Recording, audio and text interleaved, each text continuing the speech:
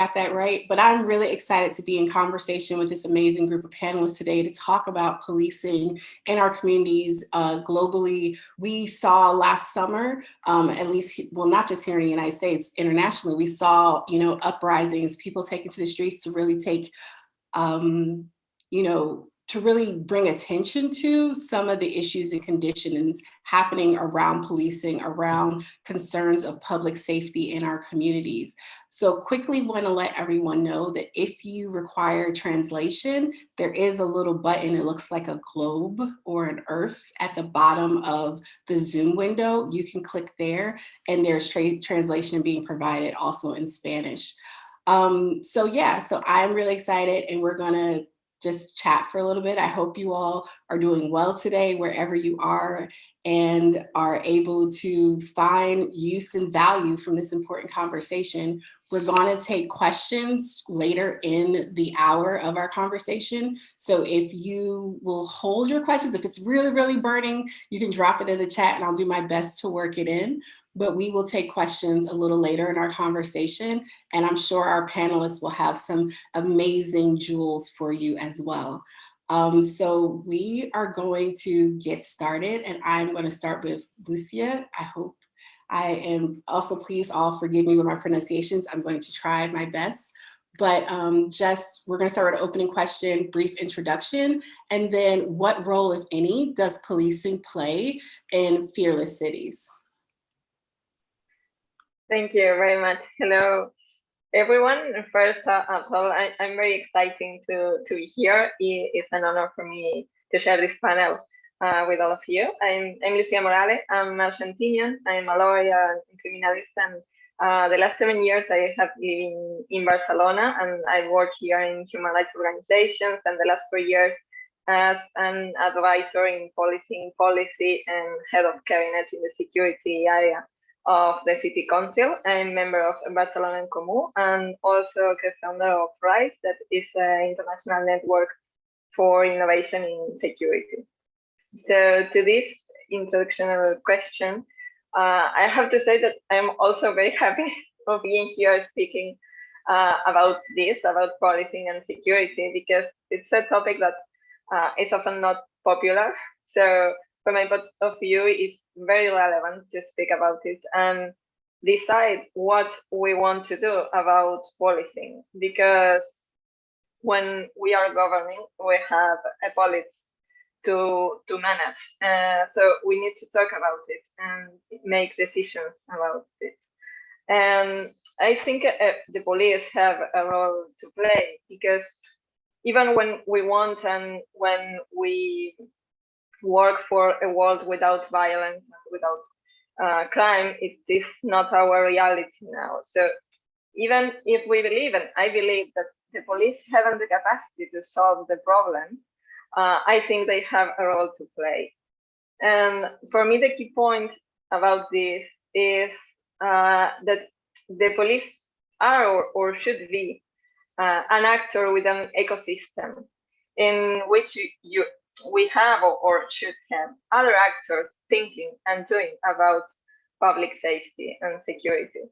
And in this scenario, have the responsibility to manage the police, the responsibility to define their field of action and establish criteria for their intervention.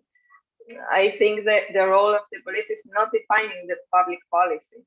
And to achieve this model, we must assume this responsibility and think and develop integrated intervention strategies to respond to the problems of violence in the short and in the long term.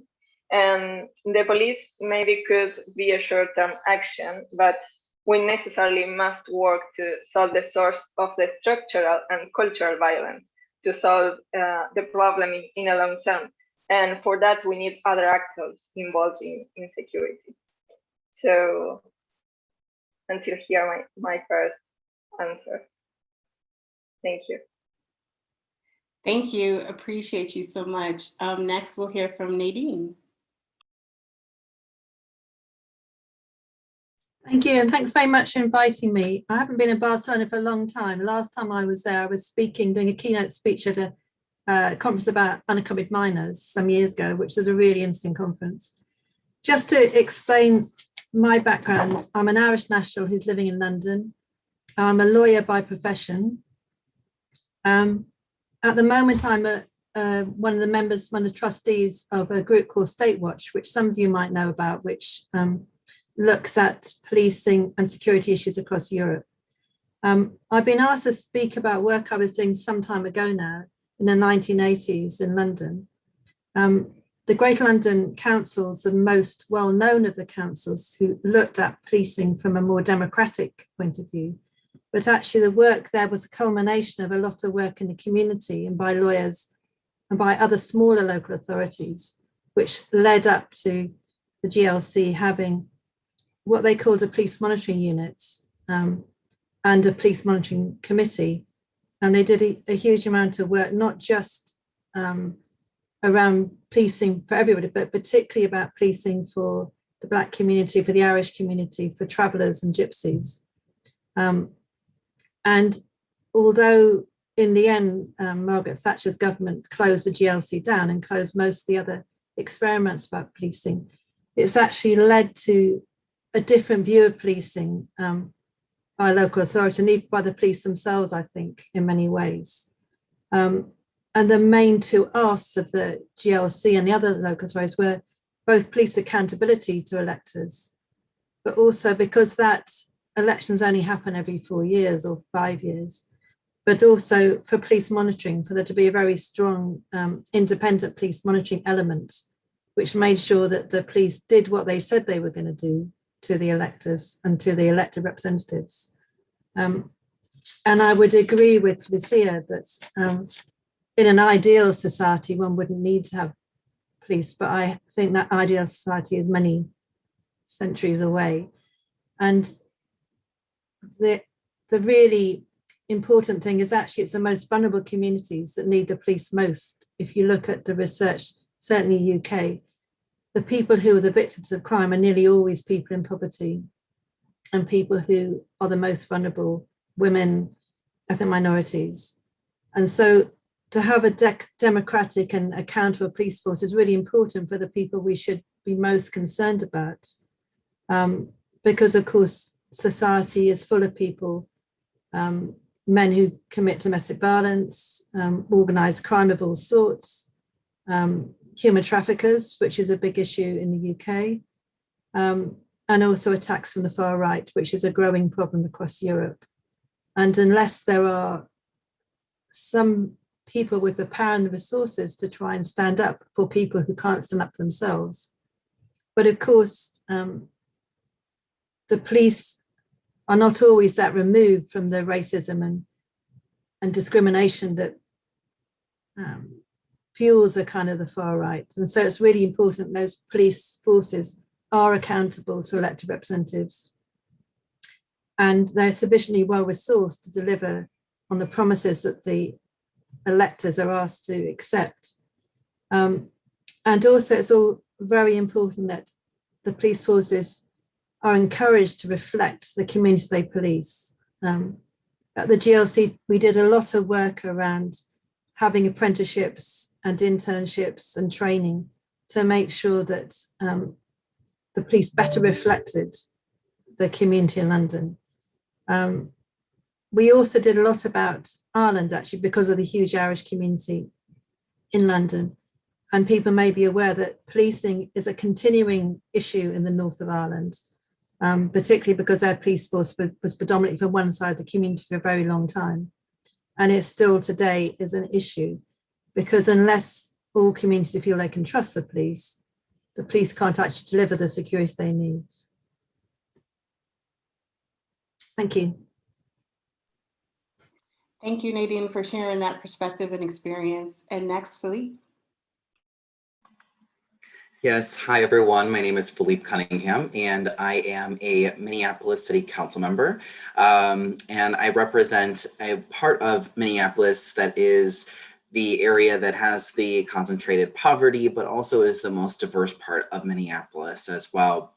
So I was asked to join this particular conversation, obviously due to the fact that We lost George Floyd here. Our Minneapolis Police Department murdered George Floyd. And so we became the epicenter, ground zero for a national and international conversation related to policing. And the work that we've been doing here locally around building out more comprehensive systems of public safety.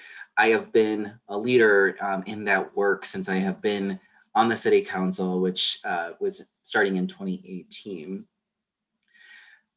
In terms of what role police play in fearless cities, at this moment, they do have a role to play.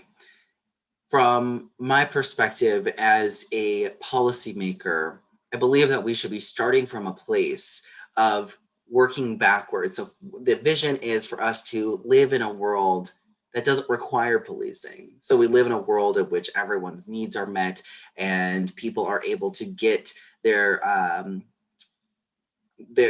entire self, being able to have all of those different needs met so that they no longer have to engage in certain types of survival crimes in order to be able to make it. We don't currently live in that reality. And so what we have to think about is, much to the previous panelist point, is how are we leveraging policing in a way that we currently need to fit the needs. So we need to have police playing a role in helping to solve problems. Right now, we have them just responding. They show up after the fact. A crime has already taken place, violence has already taken place, and then the police show up. So we need to instead be looking at how are they integrating into a broader ecosystem of public safety to help solve pervasive public safety problems. So a specific example is gun violence is a pervasive problem in the United States. Over this last holiday weekend in Chicago, over 90 people were shot over one weekend. And it's interesting for folks to know that Chicago actually has one of the highest per capita rates of police to citizens. So they have a very large police force, and they also have some of the most strict gun regulation laws in the country, and they invest some of the highest percentages of their overall city budget into policing. And so what this really reflects is that the current system of policing that we have is hugely ineffective for one of the biggest problems that we have in our country, which is gun violence. So what role do they play? They should be playing a very specific, narrow role that is targeted based on surveillance and data that is gathered in ways that honor and reflect civil rights and liberties, and that they are a part of a broader system of public safety, that they are more collaborative. Right now, policing really is off in its own bubble, completely separate from the rest of local government. And so how are we integrating policing into the rest of public safety services, community-based organizations that are doing violence intervention work, and so on. So we need them to be targeted. We need them to be demilitarized. Right now, our police are really behaving as small militaries in cities, and their equipment reflects that. Many have weapons of war that literally were obtained from the United States military, and so they need to be demilitarized. We need them to be specialized. What we see right now is a wide net generalist approach that's separate and siloed from the rest of public safety, and that has been hugely, hugely ineffective. And I think that now it is more important than ever for us to be having these types of challenging conversations about what should the future of policing look like. Thank you, all three of you. moving a little bit forward, just looking at, thinking about, municipalist responses to public safety.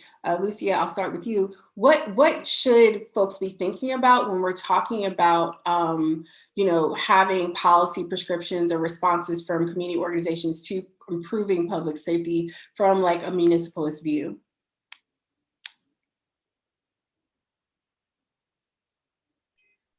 Well, thanks. I think the policy response will be always related to the context and the city. For example, in Spain, we have a system with more than one police force, and each one have competencies over some items. And municipalities, for example, do not have competencies over public order or investigation of complex crime. But I'm going to list some elements that I consider relevant to think about public safety from this perspective and the municipalist perspective. First of all, and I already said it, security must be governed, and as is done in any other area of public policy. Security is not an issue that can be left to the police to decide on its own. Security policies need political definition and coordination. Second, broaden the actors to contribute and to participate in the public policy process. I think Nadine said before, we need to incorporate the sectors that have not traditionally been involved in defining public security policies as women, migrants, ethnic minorities, and establish priorities, action, and evaluation with them. We need to focus on the real needs of the neighborhoods, and for that we need to work with them. Third, we need to incorporate gender and human rights perspective in security policies, and not only in terms of police intervention, which is obviously important, but also in the whole process of creating a policy. I think we have to ask ourselves, does the data we use have this perspective? Does the goals we create have this perspective? Do we measure the impact of our policy for different people? A lot of time the answer is no, and I think we have to work on that. Fourthly, I think we need to create responses with an integrated approach, Philip said too, and enhance prevention and alternative conflict resolution methods. So we need to think about problems from a wider view and plan short, medium, and long-term actions. But for this, we need to, for example, use data beyond police statistics and bring into the debate all services that may have a role to play in the solution, such as social services, health services, housing, community services, because we need a social answer to the violence, and this cannot be solved by the police. And finally, but related to this point, it's impossible to broaden the approach if we have 1,000 police officers, but we only have 10 social workers and 1 mediator and working part-time. We need to dimension services according to this approach too. So I think there are 5 points to think in a municipalist way. Appreciate that. Thank you. Nadine, same question.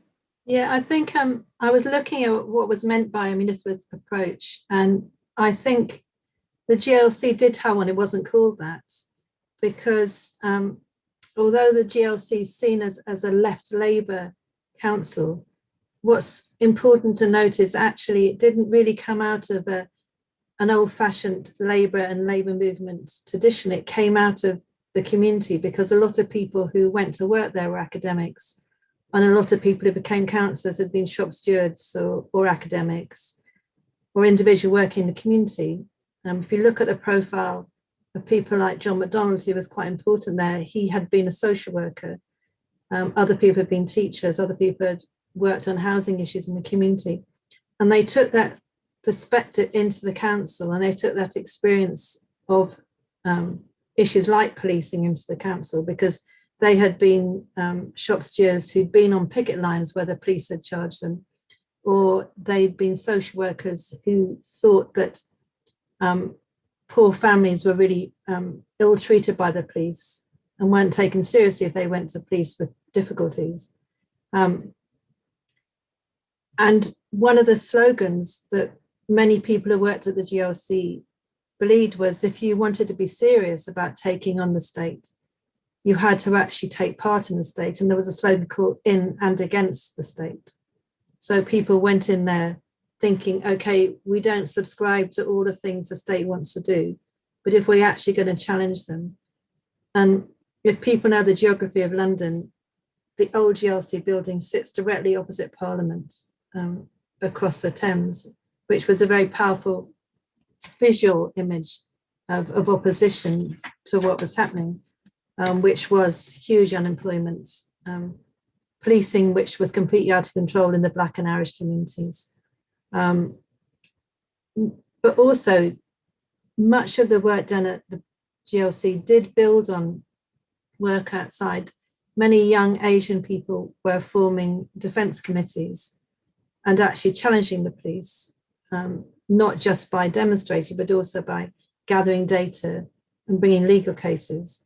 There were other monitoring groups all over London, certainly, where local people were decided, we're just going to monitor what the police are doing. What are they doing in our name? Are they actually defending us? Are they protecting us? And also there was some very useful campaigning on miscarriage of justice. And again, many of those happened in London, in what happened in the Brixton riots, or what happened to Birmingham 6 or Guildford 4. And that was important because although they were particular campaigns, the press publicity they got made people begin to question, did the police just beat confessions out of people? Did the police strip search women who protested against nuclear weapons, for instance? Did Black women have a much worse time in a prison than white women? And those questions were put to the people, and people had never thought about them before, were given the information to be able to think about them, which was really interesting. And there were a number of local community inquiries as well, which again did throw up lots of issues. They may have been a local, like Tottenham inquiry, but it actually gave other people in the community the idea that they could actually challenge. They just needed some lawyers to help them and some people to help them do an inquiry. And that was quite powerful. But that was all underpinning what the GLC was able to do. And of course, because the GLC had a lot of resources, we were able to do a lot of publications, and some of the publications about public order and policing the Black community still pertain today and are still worth a read. Thank you. Thank you. Philippe? Yes, thank you. I really love this question, and I wish that we had much more time together so that I could dig into the finer details, because I've spent a lot of my life trying to answer this question, doing research, talking to experts, really doing deep work in answering this question. So first, as a foundation, we have to shift away from our current paradigm of retribution and punishment in our criminal justice system, and instead move to a public health framework that is built on restoration and rehabilitation. Now, I'll just start off with saying that the public health approach is a very systematic approach to public safety. It treats violence as a disease that spreads, which it does, if you think about it.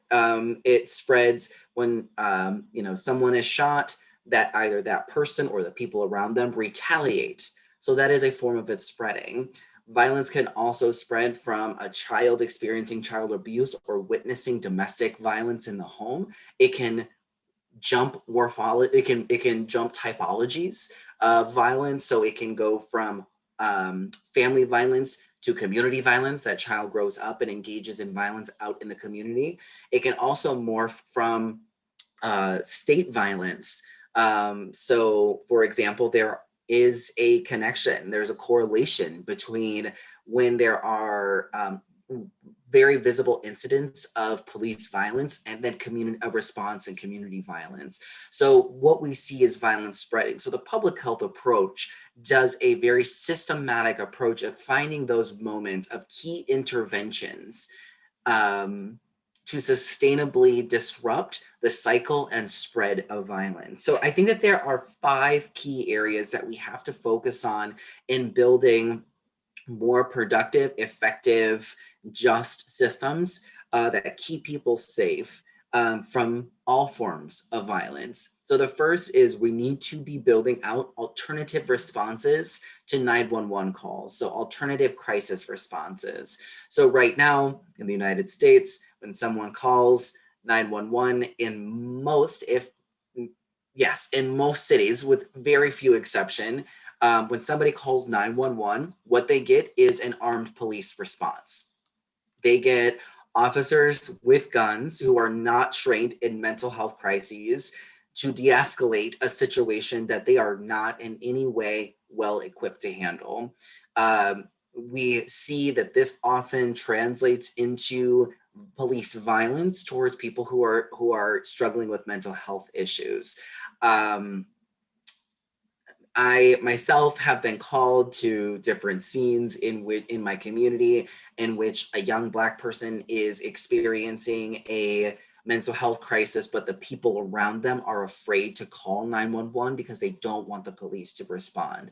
So having unarmed mobile mental health teams that are an option for when people call 911. Also for drug overdoses, why are we sending armed police officers to a medical emergency? It makes more sense to have folks who are specialists in harm reduction and chemical dependency issues to be able to send those folks out to those types of calls.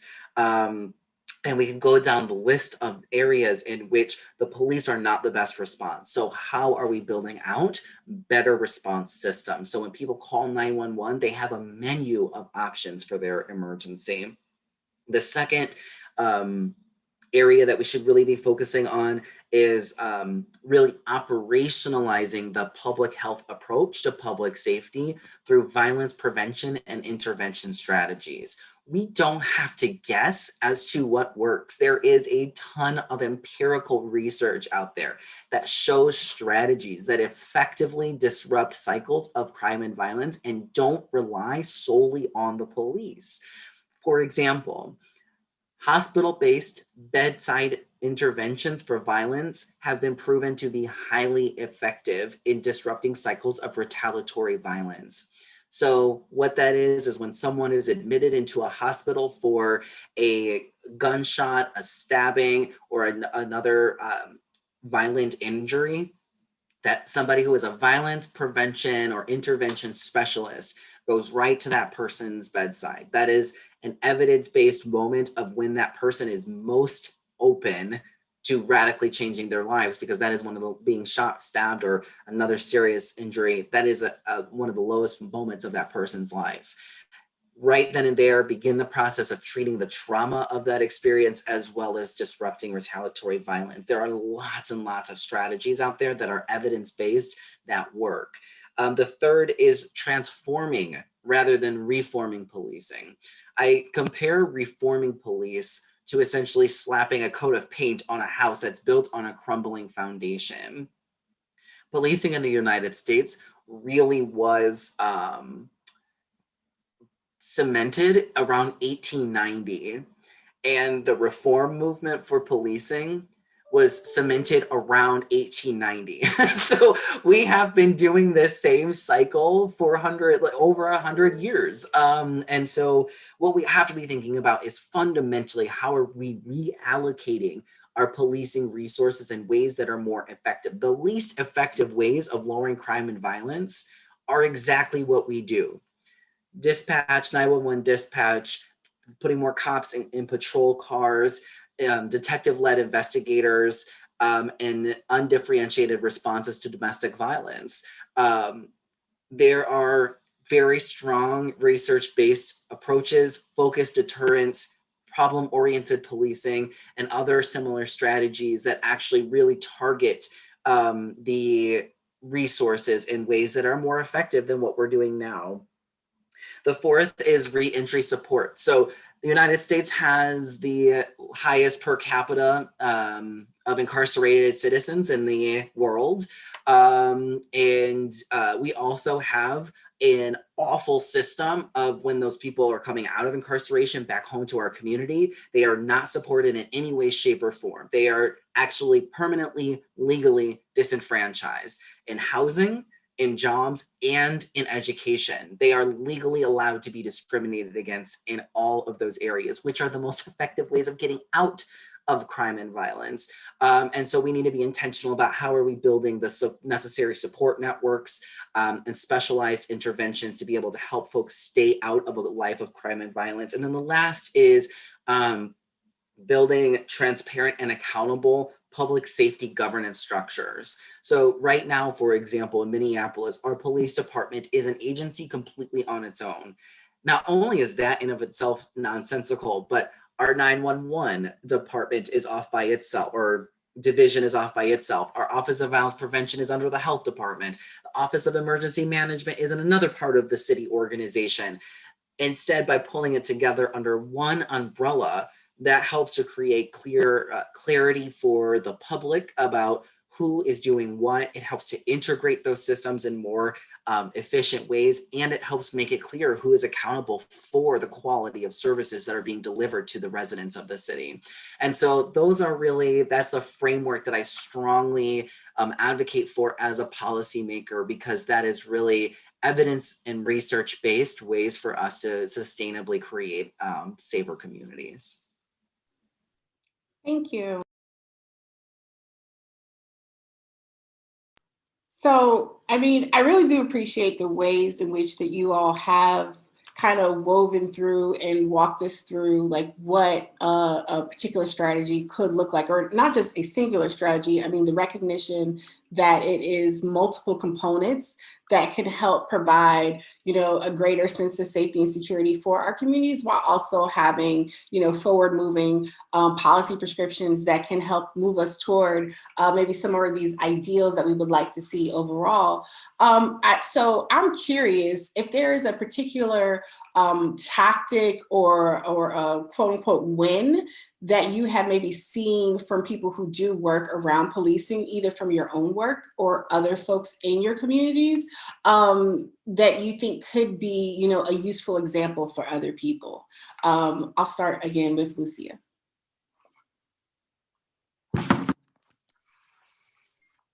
Thank you very much. Well, I can explain some changes that we made in last years in Barcelona. Here, different from the United States, we don't have a lot of impact assessment and evaluation of public policy, but we share that these ideas that Philip explained before. So I briefly will explain 3 lines of work here in Barcelona. We created a neighborhood police team to improve relations between the police and the community, and to prioritize operational interventions based on the needs of the neighborhoods with a solve conflict approach. This process included the creation of an internal information system to evaluate and prioritize information, and we define, of course, the professional profile of the officers and gave them and specifically training and establish a system of continuous evaluation sessions in which they could update their knowledge, but also they could detect and propose improvements to the system. And thus giving street officers, and not only the management, line an active role in the process. This is not so common in a hierarchical organization as policing. So I think this is a good thing to do in this kind of organizations. We also improve the internal circuit for them to evaluate and to plan interventions with other municipal services. they have to identify aspects that police could not solve. We have here prevention services in the area of security policy, and they also have relationship and workspace with health services, social services, etc. So we also expanded the type of organizations and entities they have to contact, and we incorporate social movements and human rights organizations into police training, and this improve the relation between community and police. With this model, we reach all 73 neighborhoods in Barcelona, and now a second line of officers is being trained to take on these functions. And the short-term outputs, because this started 4 years ago, were very positive. People are happy, and in neighborhoods they feel that this change. The second line involved 3 kinds of actions: in training, procedures, and accountability. We changed the model of training, designing a new one based on the needs of the police daily work, including human rights that in their daily work, and incorporated also university and external trainers to develop it. And before that, the police work and create their own training. So we incorporate the external view to the training too. We also update many operational protocols, such as the arrest protocol, firearms protocols, hate crimes and discrimination interventions, violence against women. And here we create also a space in which police work in prevention with services that attend women, and also health and prevention services, and between all services decide the best intervention in each case. And finally, we improve the accountability system. The level of the internal affairs department was raised within the structure, and its staff was professionalized. A new form of action was implementing by meeting with human rights organizations to know firsthand about the complaints about violence. And for the first time, also statistics about intervention in internal procedures were published as part of a transparency strategy. And the last thing I want to share with you is we work a lot to incorporate the gender perspective. We change our recruitment process. We change communication content and strategy of the institution. We improve the response to gender violence and increase the number of women's officers. And I think Nadine also talked about the necessarily diversity in police force. And so I finally would like to mention that in relation to the recruitment and to broaden the representativeness of society within the police, we established this year the first intercultural plan in police recruitment. And just to do an example, you can improve your final grade in this process with a language test on Chinese, Urdu, or Arabic that are the most spoken foreign language here in Barcelona. So we expect to broaden the representativeness of the police, because here police is in general men, white, and we have here also need of to be Spanish. So this is a very big limitation, a legal limitation. But we think strategies to improve or modify these elements, because we think that it's very, very important that police represents the society. Thank you, Nadine. Thank you.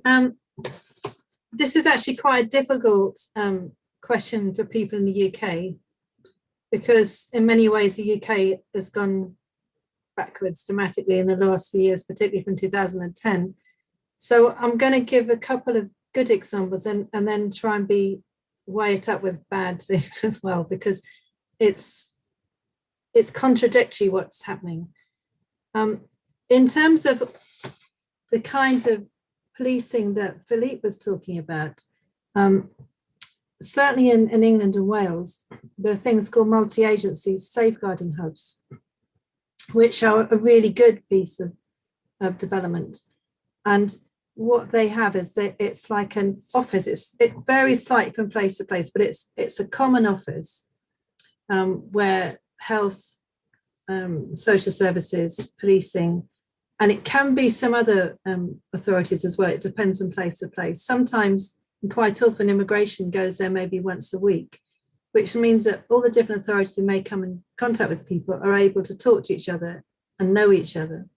And very importantly, they share data, because of course in any multi-agency operation, data sharing is always very difficult, certainly in the UK, because people have different ideas of confidentiality and they have different ways of making things confidential.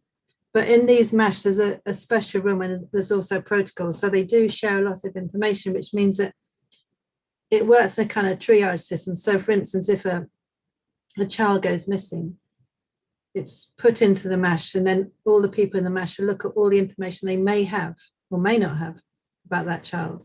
And of course, if it's an unaccompanied minor, they won't have much information probably. But if it's a child who's got a history of abuse in the family, they'll have much more to go on. And the MASHs do work, and they've been particularly useful in terms of human trafficking and child trafficking cases. And have done some quite groundbreaking work in actually working out protocols and policies.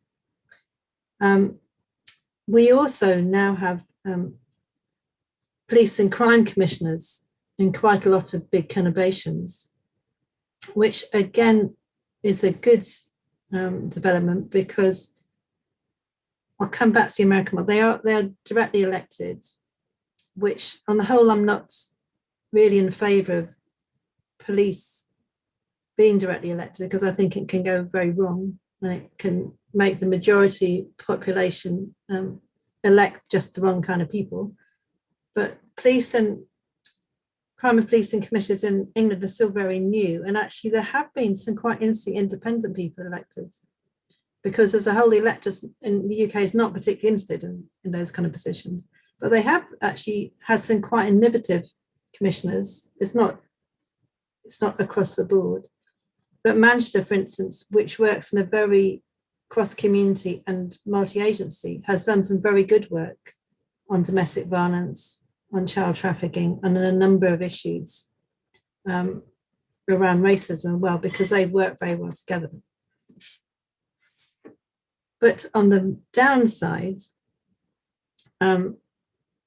the attitude towards the Black community hasn't really improved that much from the 1980s.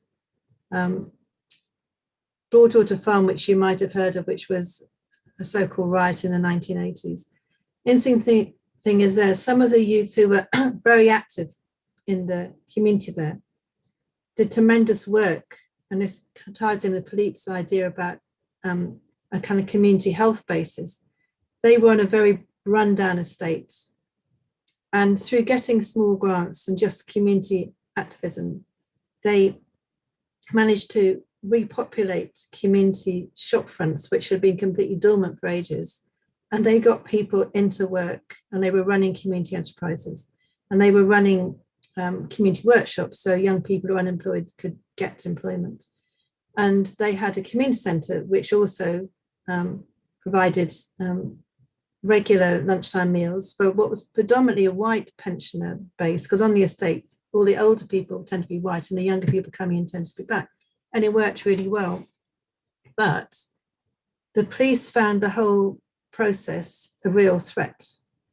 All they saw was black young people who were probably on drugs as far as the police were concerned, and they put a huge amount of pressure on that community. And even when the community tried very hard to have round tables with the police, and because I was actually working in that area at the time, and I was present with Bernie Grant at a few of the round tables, and the police just weren't prepared to give respect to young black people in any form. And that ultimately led to so-called riot. But the interesting thing is some of those young people have stayed active in the area and have become, many decades later, people the police do turn to for advice and do engage with. And Stafford, who's great, who was one of the leading youth then, has presently got this exhibition at the ICA in the Mall, which is a real challenge to racism in the police force, but it's getting a huge amount of people coming in to see it, which is great, because he's really coming from a very radical point of view, saying, well, you think you've improved, but look, there's still this huge amount of racism against Black people in this country. But it's bad there's still racism, but it's good that people are acknowledging it, even if it's in a kind of arts setting. And it's also the case that some of the, because we're still not on a scale of the States, but we still do have deaths in custody, quite a lot of Black people here. And there've been groups like Inquest who have dodgily for about 4 decades now really highlighted the deaths in custody. And they've actually made a huge amount of the population understand that happens. It happens to Black people, it happens to people who are mentally ill, who police think are drunk and they end up in a cell and dying, and Irish people as well. And so that also, one small NGO charity has managed to actually educate a whole range of people who now do, if they see that a person died in a police cell, they don't immediately think, oh, well, the police can't be involved. They do think, well, the police are involved and why wasn't this stopped? So there's some good and bad things from what's happening in the UK. Thank you so much for sharing that perspective, Nadine. Philippe. This question can be a little bit hard to answer here in Minneapolis because from my perspective, we have not made any progress around improving policing in Minneapolis. And I think in some ways we've actually regressed.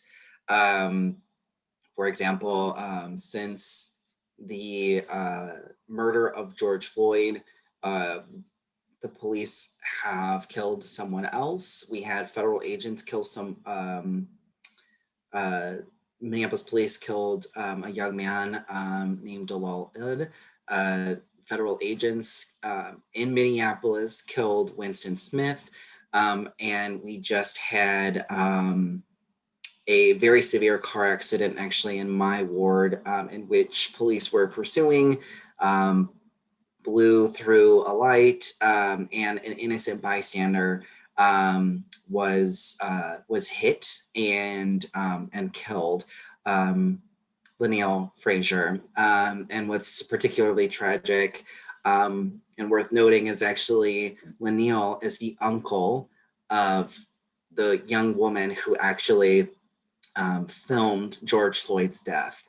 And so police violence has very closely impacted this girl now twice in her life, which honestly is not far-fetched. The system causes pretty tremendous harm to Black folks, not only in our city, but in our country overall. And that's really by design. And we have not gone through the process of dismantling those underlying systems that have been caused to intentionally cause harm.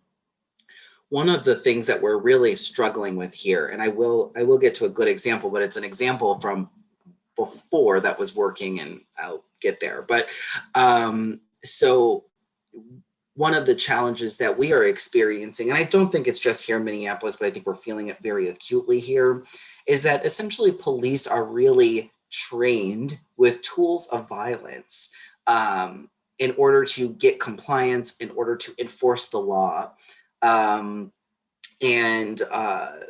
Society and now elected officials are saying you can no longer use those tools of violence, but they have not been taught new tools. And so out of frustration, many are leaving the field right now because they don't know how to do their jobs anymore, essentially. And I think that this is an opportune time for us to begin to think about Well, then how are we allocating our police resources, and are those ways the most effective? So an effective strategy, again, evidence-based, is called group violence intervention. There is an organization at John Jay College, which is a city university of New York. They have a research center / organization called the National Network for Safe Communities, and under the leadership of Dr. David Kennedy. He is the person behind the Boston Miracle of the 90s. And so essentially what this strategy is it's sort of an example of both focused deterrence and problem-oriented policing. What you do is you bring together police, community members, bring together social service agencies, and you bring together the violence prevention specialists who are doing work in other parts of the city organization together to identify the most active groups, gangs, cliques, and individuals. And then you do what's called a call in, where you bring them actually all together into one space and you deliver them a message. Please excuse my nerdiness, but this actually leverages what's called rational choice theory. People are actually rational if you tell them the full consequences of their actions and the decisions that they make. And so you give them two messages. If you continue down the path that you're going and we know that you're on, here is the fullness of the consequences of that. Because, you know, young folks running around who are 15 running around with guns, they don't fully understand the consequences of their actions. 25-year-olds, 35-year-olds, folks don't fully, they know that there could potentially be trouble, but they don't understand that, for example, they would likely go to a federal penitentiary. They would not be local. They would not be able to see their family and friends. They would not be able to afford the phone calls to see their family and friends. And there's no early release from the federal penitentiary. And so they could end up, again, we're in Minneapolis, which is the upper north of the United States. They could end up in Massachusetts, in Florida, in Southern California, Nevada, and not see their family for 15 years or any of their friends. So just to be able to help them. And then also, but if you do put the guns down, if you do make different choices, here are all the different ways we can help you. We can help you find a job. We can help make sure that you have enough food. We can make sure that you can stop sleeping in your car. We can help make sure you have a place to stay. We'll help your kids.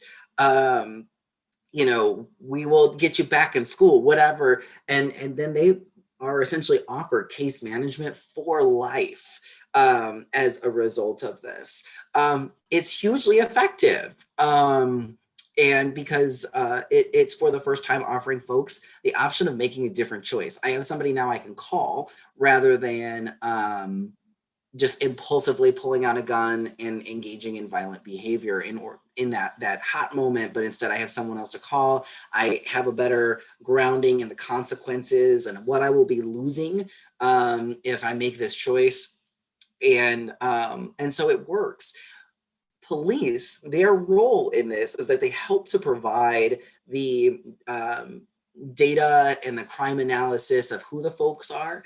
And then if folks continue to engage in violent behavior after they've been delivered that message, then there is highly targeted enforcement to those folks who are remaining violent, who are not putting the guns down. And again, this was really, really effective, but unfortunately, the Minneapolis Police Department stopped doing that work because they became frustrated that more money was put into that program and not into the police department. And so as a form of retaliation, it has been very hard for us to get them to collaborate, again, with the community and the community folks and civilians who are leading this particular violence prevention strategy. But police play a critical role. If there, isn't consequences, then the strategy falls apart. So so I've been working really hard to make sure that we can figure out some way to thread the needle to get the police department to work with the civilians leading this particular strategy, because it is highly effective with one of our most prominent forms of gun violence, which is gang-related gun violence. And so I highly recommend for folks to check it out. National Network does work internationally. I am not a spokesperson for them. It's just a really good strategy. So again, it's National Network for Safe Communities and Group Violence Intervention. Excellent. Thank you all so much. And if folks who are joining us in the webinar, who are viewing this, if you have any questions, as we're getting ready to transition to our question, we have one more question from me for our panelists, but we would love to hear questions from you as well. You can put them in the chat and we will be able to ask them because we have this really great group of people here to have this conversation with us. And if you just joined also, you can see the little globe at the bottom of the Zoom window, or at the bottom for interpretation as well. So just thinking about, one of the things that came up in the conversation when we were talking, I think, all of you have mentioned some degree of, making sure that policing as it still exists for the, the shorter term or current existence in our different societies, that we do make sure that there is accountability measures built in, that there is also a need to make sure that police do not overstep in violation of people's rights, or just in some of the ways that policing can have more of a negative impact on communities. So my last question for you all is, what steps should municipal governments take to guarantee that community safety is done in a way that also safeguards or minimizes, to the extent possible, police abuses? I will start with Lucia.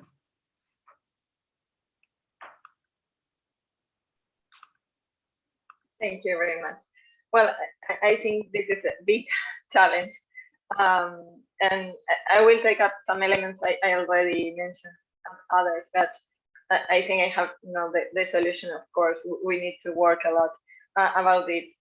But firstly, I believe that we need clear political definitions which set the roadmap, and the human rights values are present not only in the political speech, but also in the instructions given to the police. But because if we think, for example, of public order management, we see that a lot of time political authorities often ask the police they control the situation at any price, or that they are indifferent to the procedures applied to the police. This does not help to prevent abuses. Here in Barcelona, we saw this very clearly with the events of 1st October in 2017 in relation to the Catalan referendum. That is not the only example in this regard. So I think this is a first element. Secondly, that maybe seem obvious, but we need to mention again protocols and training. And I think this must be realistic and practicable, and if it's possible, involve external actors too. But even with clear orders and good protocols and training, there are limits. Training will not work magic, and a lot of times the first answer to the police abuse is we need more training, more protocols. Yes, probably it's right, but this is not magic. So it can help improve performance and set a framework for action, of course. For example, I think when Philip explained the situation with people with health problems, and we had here two very strong cases in which police act in situations with people with health problem, and it end with one of these persons died during the police intervention years ago, and the other very injured. So in the last years we created for Barcelona police, but also for Catalan police, a procedure in which if they have to make an intervention with people with health problems that are in agitated state, they have to make this intervention with health services. Police have not doing alone. It's a way to prevent violence too, or wrong use of force. And of course, we need a strong system of accountability, and not only internal, but also external and with social participation. Here we don't have any external control about police. No technologies, mobile phones and networks, social networks helps a lot to this. But here we need institutionalize this system. And also, I think there is no homogeneous vision in society around this need of control. And when we think from the left-right parties, also we keep hearing that the right-wing parties in city council, for example, but in other levels of government, say that if we control the police action, then we are tying their hands, and that we will have to stick to the consequences, that crime will increase, that we have to let the police do their job. We hear here in Spain frequently hear these speeches, and this is not acceptable. No public services can be exercised without control, and much less one that can seriously affect the integrity and fundamental rights of people. So we have a lot to work to do here. We don't have a culture of evaluation, and neither a culture of social participation in accountability too. And also in relation to this, a final element that not depend on the municipal sphere, but which I think is key, is the justice system, which must also incorporate these values. At least in Spain, we are far from the ideal. European Court of Human Rights has repeatedly sanctioned Spain for failing to investigate allegations of police abuse or torture. And unfortunately, the prospect is not very encouraging on this front, but I think we must continue working in this direction. Thank you, Nadine. Oh, thanks very much. Yeah, as Lucia said, I've hinted at some of the things I think would be good recommendations going forward. Of course, one of the biggest problems the UK will have is that back in the GLC days, we campaigned for a locally democratic control authority for London police, because it's my view it's actually, it needs to be in a local level, the democratic control, because the areas are so different. And if they're really going to look at the policing from the needs of the community, it's going to be very different in London or Devon or Birmingham.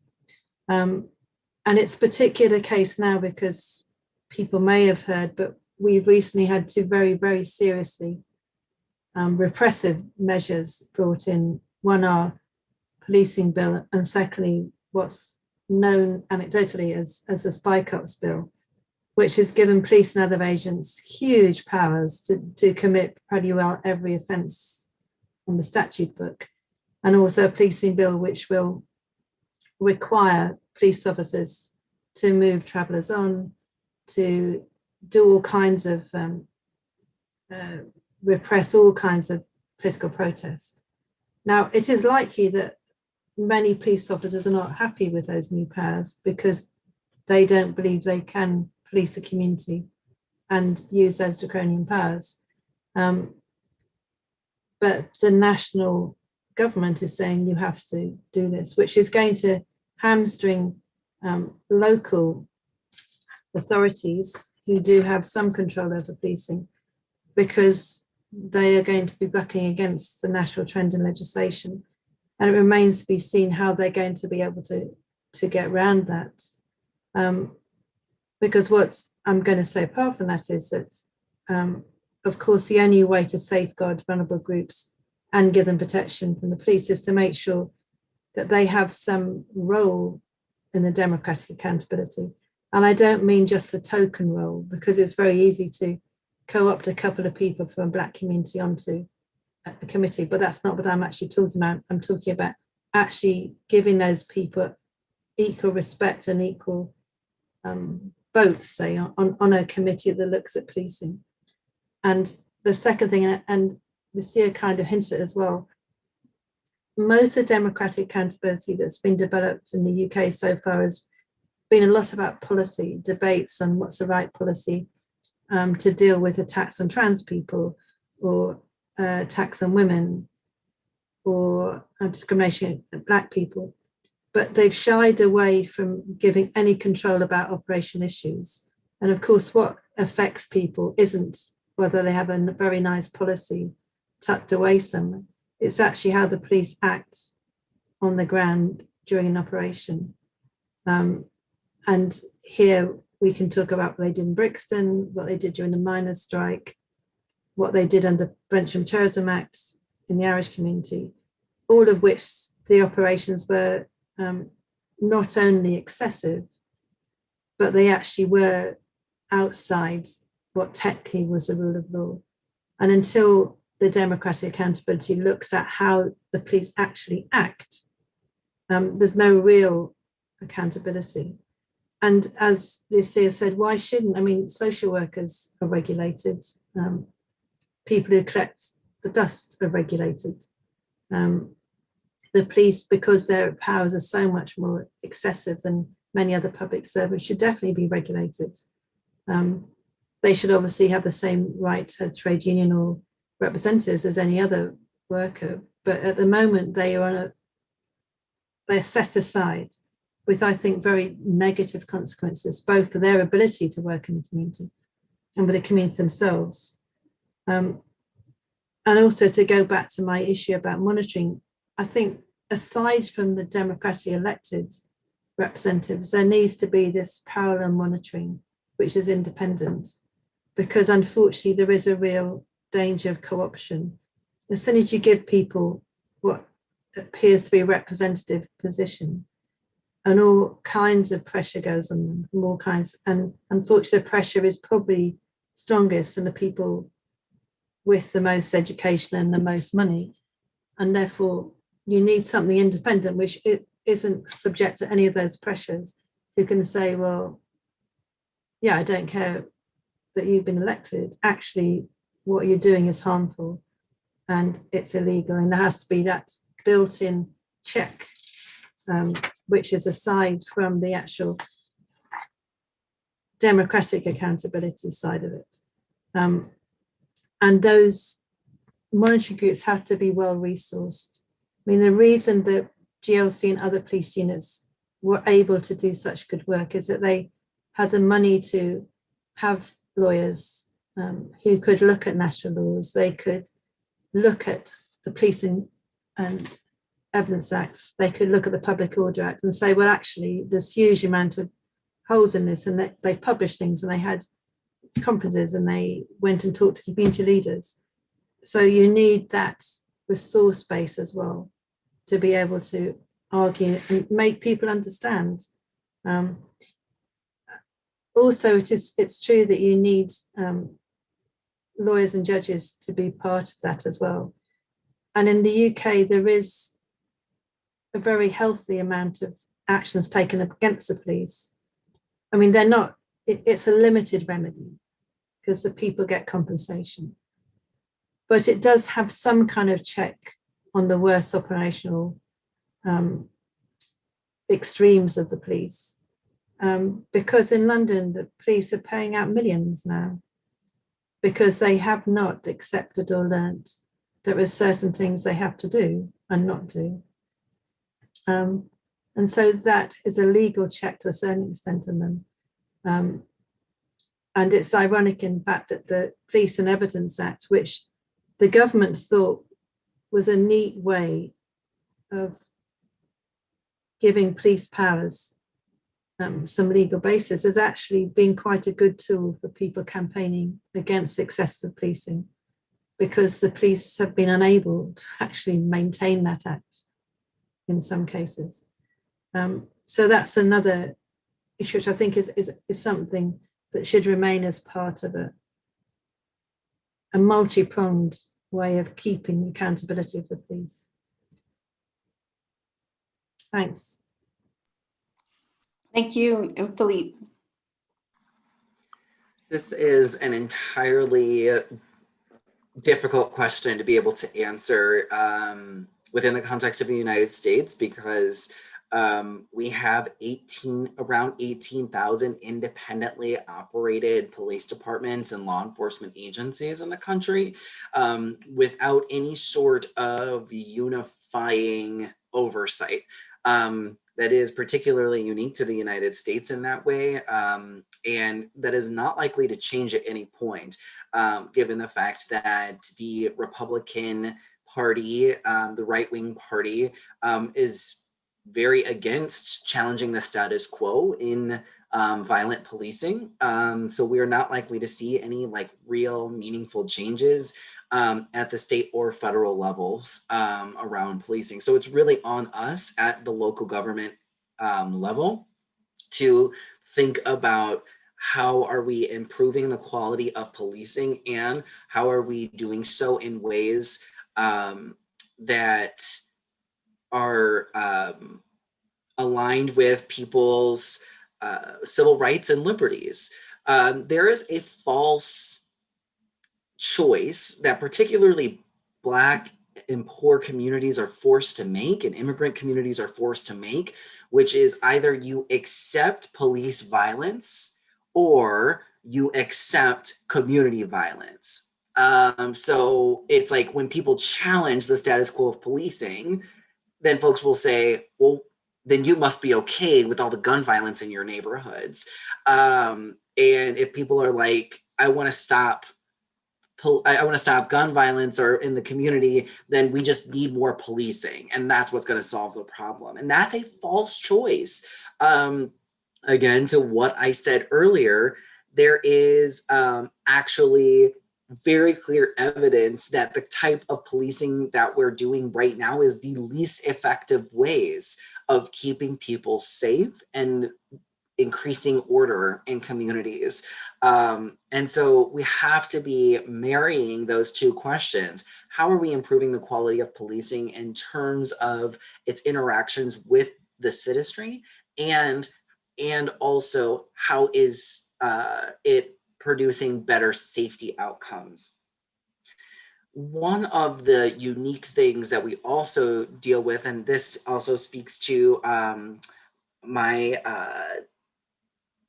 calling for transparent, accountable public safety governance structures, is that police departments and law enforcement agencies operate so independently from other government agencies that they are essentially in a bubble of protection because of the fact that they're so isolated. And so here in Minneapolis, we have a very unique situation in which our mayor is the only person who has any authority over the police department. We approve, the city council approves their final budget, but the mayor proposes their budget. So we're just kind of fidgeting around the edges of what we approve. This is the only city department that is like this. We typically have legislative oversight over the other departments. So we have no ability to intervene in the Minneapolis Police Department aside from making some changes with their budget, and there's not a lot of political will to make substantive enough changes. And it's also just not a particularly great approach to just do it financially and not actually do it policy wise.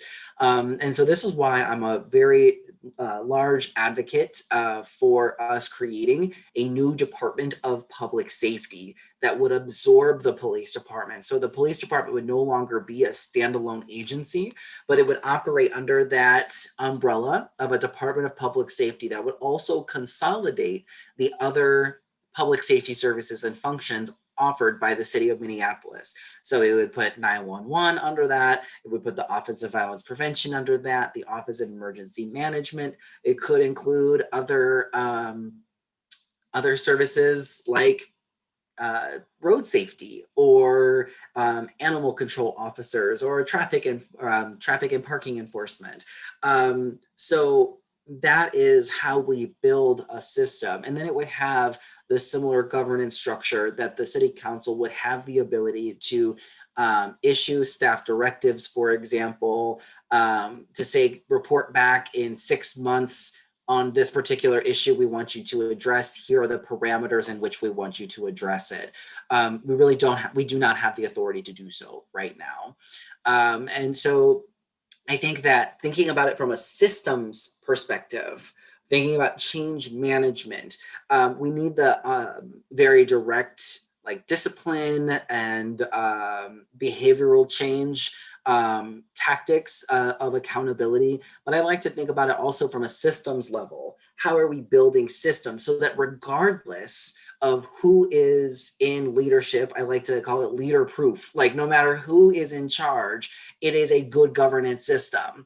You don't need a mayor who is committed to better policing in order to get better policing. Instead, it is institutionalized through a major systems change. This also allows us to really reset the culture.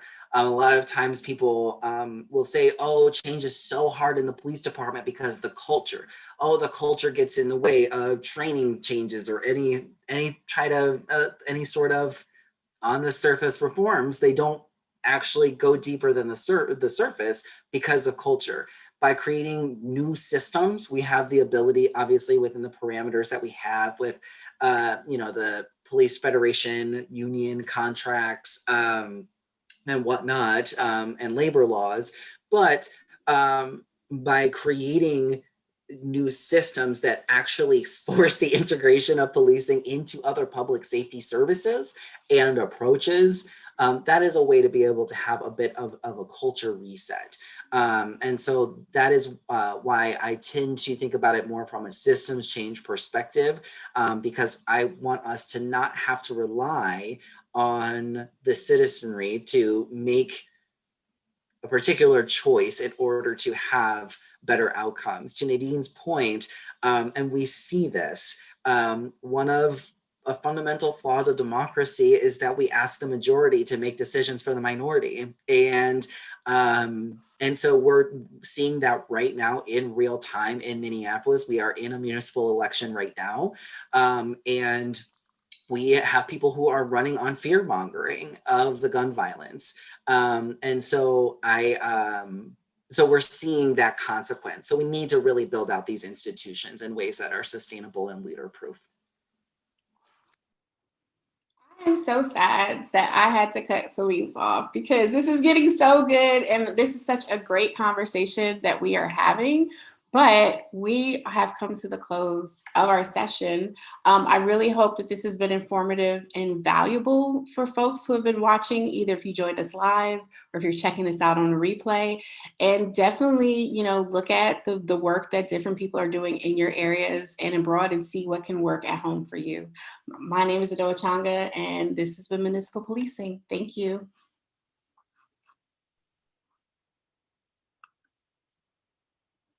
Thank you very much. Bye.